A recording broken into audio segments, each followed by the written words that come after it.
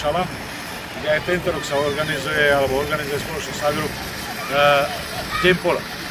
Je to významný deň, pretože okrem toho, že poľnohospodári zoznámia s novými plodinami, s novými druhmi kukurice, tak sa tu organizuje aj súťaž v orbe, čo je mimoriadne atraktívne pre verejnosť aj pre poľnohospodárov.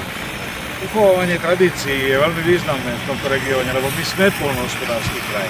Sem to jednoducho patrí, máme to všetci v krvi, DNA a som veľmi rád, že aj toto podujatie, ale aj táto súťaž má vzostupnú tendenciu, že máme sa ešte na čo tešiť v budúcnosti. Pán primátor vyslovil zaujímavú myšlienku, s ktorou sa naša spoločnosť zaoberá už určitý čas.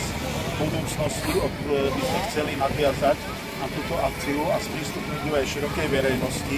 Čiže by sme zmenili čas akcie, chceli by sme to robiť cez víkend, chceme to urobiť na celoslovenskej úrovni, lebo aj podľa našich poznatkov a podľa množstva ľudí a množstva hráčov, ktorí sa každý rok sa zväčšuje, vidíme, že tieto akcie majú zmysel a vedia priblížiť poľnohospodárstvo, prvé výroby bežným ľuďom. A nám na bežných ľuďoch záleží.